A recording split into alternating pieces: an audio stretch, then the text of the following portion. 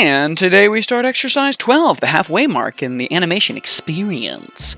So today we'll be doing the expression change, which is going to be really difficult for me because, like I said, I've spent so much time working on the flour sack, and because my editing process took so long, I've completely forgotten how to draw people. So I'm just going to barrel through this and hope for the best. The way to start off is to first pick what expression that I want to use. I've got a whole list here, and I've got a couple of different heads that I'm trying to mount to try to see if I can get a feel for which one tells the best story. I know I want a beginning, middle, and end, because there's no sense in doing these exercises if I don't at least give myself that much. So I figure what I'll probably end up doing is starting off with a neutral expression, or a null expression, and then going on to expression A, so that's just an easy transition from point A to B, and then I want to go from B to C. That way it's sort of a nothing's happening, something's happening, and then we finish with something happening. Because even though this is going to be a quick exercise, there's no reason that we can't practice trying to tell something about that character even then. So after going back and taking some of my now earned practice time to remind myself of the basics of the Loomis method, I figured today I would just focus on making the heads the right way, because I need to remind myself how all those lines and segments are organized, and it's rough, right? I can feel it in my hand that it's just like it was there a little bit and now it's not, so I want to give myself time to get through this, especially because this is the only face exercise we're going to be doing for a while.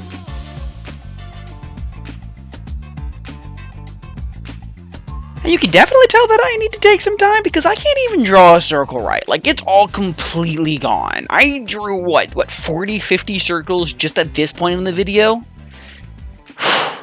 Okay.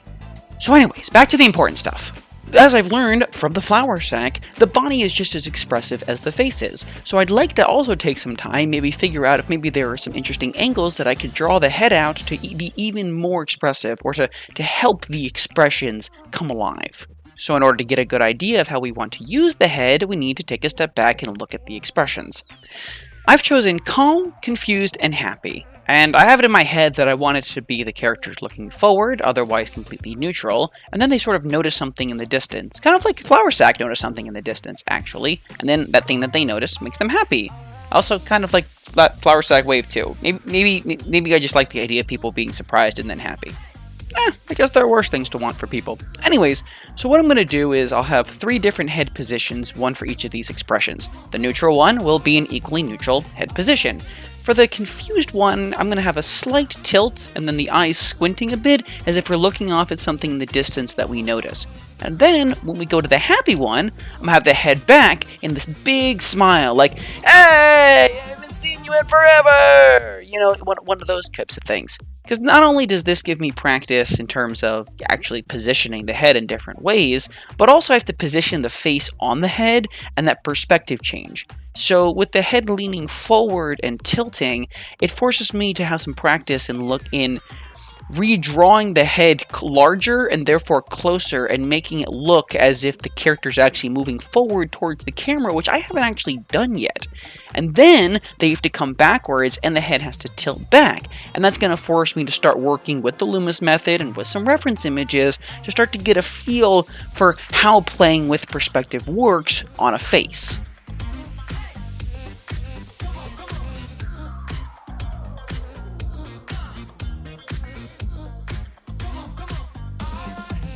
Of course, there's no point in having a head if you don't even have a neck, so I figured that I might as well toss one of these on here and see if I couldn't figure out how is it that the head and the neck travel together when the head is tilting, leaning back, etc. The tilt part wasn't too difficult because I have the neck, its base points are in a stationary position, and then they just turn slightly, they lean slightly as we have the head tilt. But the head leaning back, I had no idea what to do with that. It was so confusing to figure out how the sides of the neck transitions and which parts of the chin are going to disappear, which parts of the chin stay. I mean, obviously, the base of the chin itself is going to be visible, but the jawline and how the neck morphs around it, I really needed the internet to help me out with this one. And after looking at these reference images, I realized that all of my necks actually needed work, because the neck that I was drawing because of the reference was a bit wider. I actually had no idea that the neck was that wide. It's like sort of uncomfortable now looking back on it. But now I get to go into the fun stuff, which is actually making the face now that I have heads that I like. And I have a good idea for where like the eyes go, where the brow line is, the nose. Some of the videos that I was watching reminded me of a couple of simple ways to draw eyes and eyebrows, etc. So I had a good idea of how I wanted to start with that. I did realize pretty quickly though that I have no idea what I'm doing with mouths. I mean, those things are crazy. Like, you draw the entire lip body and everything just looks so weird. But if you only draw the lip line or the lip seam, it also looks weird. I'm definitely going to have to go back on the next video after I've taken some time to learn more about mouths and place them. However, what I can do here is I can get a feeling for the eyes and the nose, and I guess their relative position to the chin and the side of the head, using all of the knowledge that, you know, the grand knowledge I know about the Loomis method. I'm going to masterfully place these pretty atrocious body parts that I'm sort of tossing on here. So now that I have eyes that I'm content with, honestly, I think I'll just go with that, just content with. I figured the best thing to do would be to work on building muscle memory and go to the next frame and redraw them instead of copying them over like I did before. When I was originally doing faces, I was trying to take the easy way out, and I don't want to do that anymore because I can tell that in the long term, that is not a sustainable way of being an artist. And of course, now that I have these eyes here conveniently, I can start to tweak them in a way that I feel is squinty. Which is to say, I have no idea what squinty means, so I'm sitting here staring into the mirror, squinting to try to figure out, alright, neutral expression, squint. Neutral impression, squint. Impression, expression, squint. And what I realized was that originally I thought that when you squint, you furrow both eyebrows, but you also squint both eyebrows. And that was wrong.